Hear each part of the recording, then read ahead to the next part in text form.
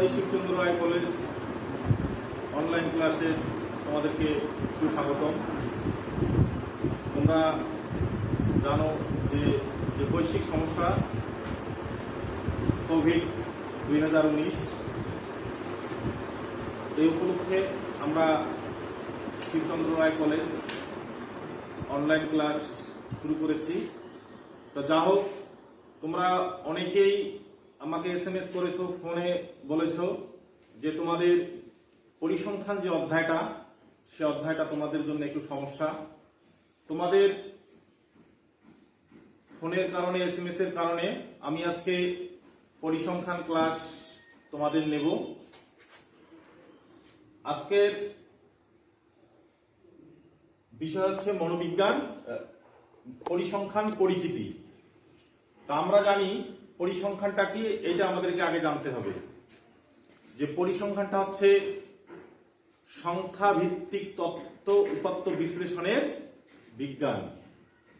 এই পরিসংখ্যানে সাধারণত আমরা জানতে পারবো কিভাবে পৌনঃপুন্যের বন্টন প্রস্তুত করতে হয়, কিভাবে গড় নির্ণয় করতে হয়, কিভাবে মধ্যক নির্ণয় করতে হয়, কিভাবে প্রচুরক নির্ণয় করতে হয়।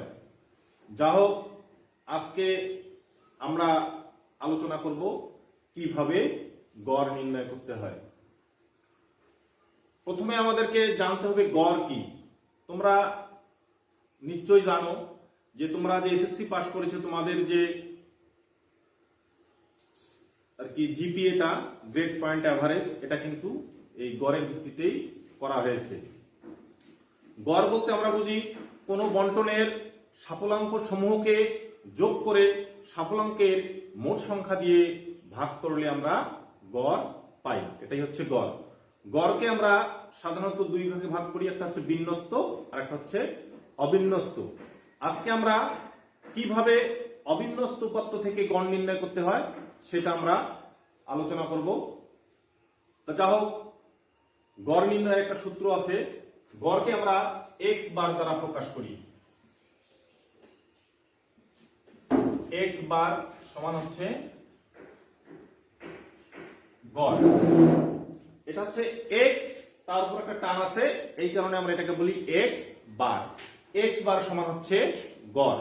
আমরা এইটাই হচ্ছে পরিসংখ্যানের ভাষা। এই যে এই x বার, এইটাই হচ্ছে পরিসংখ্যানের ভাষা। তা যা হোক, গড় নির্ণয়ের একটা সূত্র আছে। তাহলে আমরা x বার equal summation x divided n। x বার equal summation x divided n। এটা হচ্ছে সূত্র। অবিন্যস্ত উপাত্ত থেকে গড় নির্ণয় করতে গেলে আমাদের এই সূত্রটা প্রয়োগ করতে হবে। আমরা যদি, তোমরা জানো যে সূত্র যদি না জানা থাকে কেউ কিন্তু কোনো অঙ্ক করতে পারবে না। আর সূত্রটা হচ্ছে এমন একটা, কোন ধাপ কোনটার পরে কোন ধাপ, কোনটার পরে কোন ধাপ, এটা হচ্ছে সূত্র। মনে করো যে আমরা আজকে রংপুর থেকে ঢাকা যাব, ধাপে ধাপে আস্তে আস্তে আস্তে এক স্টেশন থেকে এক স্টেশন, এক স্টেশন থেকে এক স্টেশন, মুখ্য উদ্দেশ্য হচ্ছে আমাদের ঢাকা। তদ্রূপ আমাদের ফলাফলটা কি আসবে, আমরা এই সূত্রের মাধ্যমে কিন্তু আমরা এটা বাহির করতে পারবো। তা যা হোক, x বার equal summation x divided n। তাহলে এইটার আবার একটা ব্যাখ্যা আছে, সেটা হচ্ছে যে এই চিহ্নটাকে বলা হয় সামেশন চিহ্ন। এই চিহ্নটাকে বলা হয় সামেশন চিহ্ন। সামেশন ইকুয়াল যোগফল, যোগফল x। x হচ্ছে সাফল্যাঙ্ক,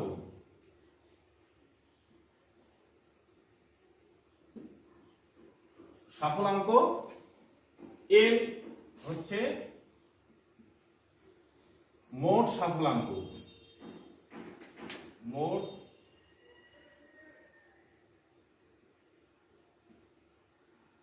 সাফল্যাঙ্ক। তাহলে আমরা কি পাইলাম, x বার equal summation x divided n। এটাকে যদি আমরা একটু ব্যাখ্যা করি, সামেশন হচ্ছে যোগফল, x হচ্ছে সাফল্যাঙ্ক, n হচ্ছে মোট সাফলাঙ্ক, তাই না? তো যা হোক, এখন এইটুককে যদি আমরা বিশ্লেষণ করি তাহলে কি দাঁড়াবে? সামেশন x, সামেশন হচ্ছে যোগফল, x হচ্ছে সাফলাঙ্ক। তাহলে এইটুককে আমরা যদি বিশ্লেষণ করি তাহলে আমরা পাবো সাফলাঙ্কের যোগফল, তাই না? তো যা হোক, আমরা এখন একটা উদাহরণে আমরা আসতে পারি। সেটা হচ্ছে যে একটা আমরা অঙ্ক করে দেখাই। 10, 11, 9, 8, 10, 12, তারপর হচ্ছে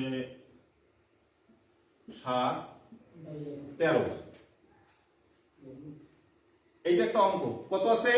10, 11, 9, 8, 10, 12, 7, 13। মনে করো তোমাদের আমি মনোবিজ্ঞান একটা টিউটোরিয়াল পরীক্ষা নিয়েছি। সেই টিউটোরিয়াল পরীক্ষায় 20 নম্বরের টিউটোরিয়াল পরীক্ষায় কেউ পেয়েছে 10, কেউ 11, কেউ 9, কেউ 8, কেউ 10, কেউ 12, কেউ 7, কেউ 13। তো যা হোক, কয়জনের পরীক্ষা নিয়েছি এখানে? 1, 2, 3, 4, 5, 6, 7, 8। আমরা কয়জনের পরীক্ষা নিয়েছি? হ্যাঁ, তুমি ঠিকই বলছো, এখানে আমরা 8 জনের পরীক্ষা নিয়েছি। তাহলে এখন 8 জনের যে আমরা পরীক্ষা নিলাম, এইগুলোকেই বলা হয় সাফলাঙ্ক। এই যে 8 জন যে পরীক্ষা দিয়েছে, 8 জনের যে নম্বর আছে, এই 8 জনের নম্বরটাই হচ্ছে কি? সাফলাঙ্ক। তাহলে এখন আমরা দেখো সূত্রে আমরা আসি। সামেশন x, সামেশন x হচ্ছে কি? সাফলাঙ্কের যোগফল, তাই না? আর এই যে 1, 2, 3, 4, 5, 6, 7, 8, 8টাই হচ্ছে n। n কি? মোট সাফলাঙ্ক। অর্থাৎ 8 জন পরীক্ষার্থী, মনে করো 20 নম্বরের টিউটোরিয়াল পরীক্ষা দিয়েছে, 20 জনের সাফলাঙ্ক, এইগুলো হচ্ছে 20 জনের সাফলাঙ্ক। তাহলে আমাদের এখন কি কাজ? আমাদের এখনের কাজ হচ্ছে যে সাফলাঙ্ক সমূহকে যোগ করতে হবে। কি? সাফলাঙ্ক সমূহকে যোগ করতে হবে, যোগ করতে হবে। এখন আমরা কিভাবে যোগ করব সেটা আমাদেরকে জানতে হবে। কি বলছে? সামেশন x, সামেশন মানে হচ্ছে যোগফল, x মানে হচ্ছে এই সাফলাঙ্কগুলো। তাহলে আমরা সামেশন x ইকুয়াল কত হচ্ছে? 10 যোগ 11 যোগ 9 যোগ 8 যোগ 10 যোগ 12 যোগ 7 যোগ 13। কত হলো? আমরা সামেশন x আমরা আগেই জেনেছি কি?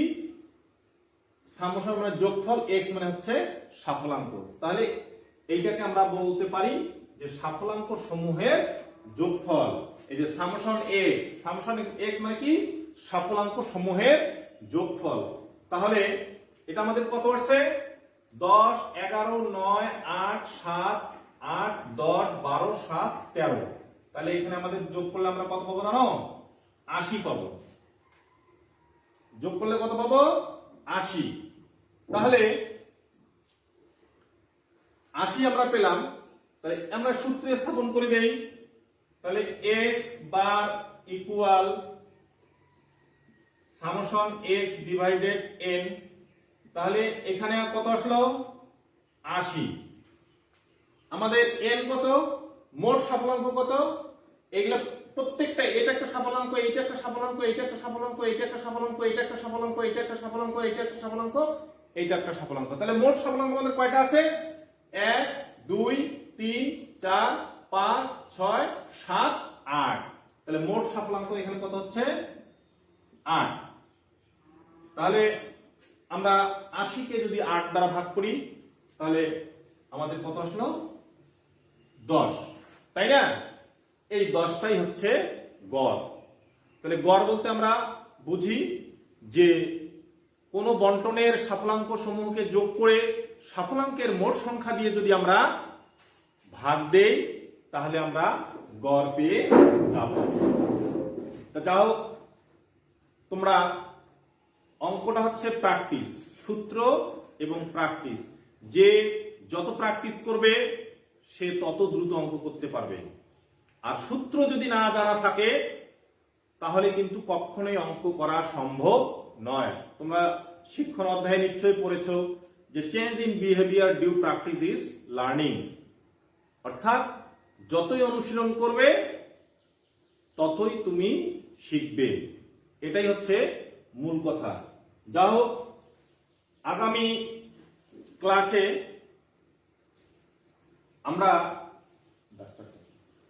ক্লাসে আমরা মনোবিজ্ঞানের যে বিন্যস্ত উপাত্ত থেকে গড় নির্ণয় সেটা আমরা আলোচনা করব। তো যা হোক, আমি তোমাদের বাড়ির একটু কাজ দিচ্ছি, সেটা হচ্ছে যে গড়ের আমরা আজকে যেটা আলোচনা করলাম সেটা হচ্ছে অবিন্যস্ত উপাত্ত থেকে গড় নির্ণয় করো। নেক্সট ক্লাসে আমরা আলোচনা করব বিন্যস্ত উপাত্ত থেকে গড় নির্ণয় করো। যা হোক, বিন্যস্ত উপাত্ত থেকে গড় নির্ণয়ের একটা সূত্র আছে, সেটা হচ্ছে x বার equal summation fx divided n। এর কিন্তু একটা ব্যাখ্যা আছে। তো যা হোক, আমি তোমাদের যে বাড়ির কাজ, সেই বাড়ির কাজটা আমি দিলাম, এই সূত্রটার ব্যাখ্যাটা মুখস্থ করতে হবে। তো যা হোক, আমি একটু সূত্রটা লিখে দিচ্ছি। তোমরা জানো যে x বার মানে হচ্ছে গড়, আগেই জেনেছো সামেশন মানে হচ্ছে যোগফল,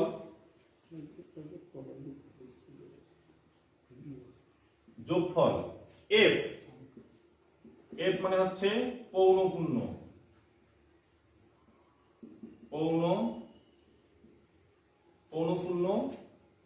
এইখানে x হবে মধ্যবিন্দু,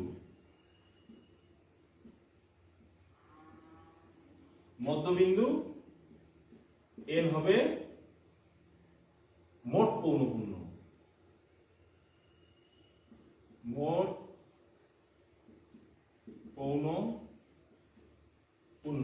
তোমরা একটা জিনিস লক্ষ্য করবে, এই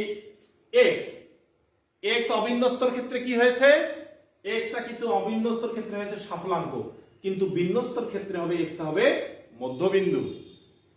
nটা অবিন্যস্তর ক্ষেত্রে কি ছিল, মোট সাফল্যাঙ্ক, কিন্তু এখানে হবে মোট পৌনঃপুন্য। আর তোমরা একটা জিনিস জানো, সামেশন হচ্ছে যোগফল, x বার মানে হচ্ছে গড়।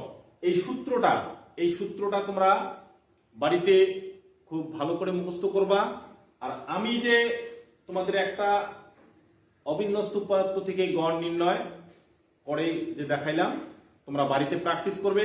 যত প্র্যাকটিস করবে তত তোমরা দ্রুত এই অঙ্কগুলা করতে পারবে। যা হোক, সবাই সুস্থ থাকো, ভালো থাকো, নিরাপদে থাকো, সামাজিক দূরত্ব বজায় রেখো, বাসায় ভালো করে লেখাপড়া করো। আজকে এ পর্যন্তই। আগামী ক্লাসে তোমাদের বিন্যস্ত উপাত্ত থেকে গড় নির্ণয় করবে। সবাইকে অসংখ্য ধন্যবাদ।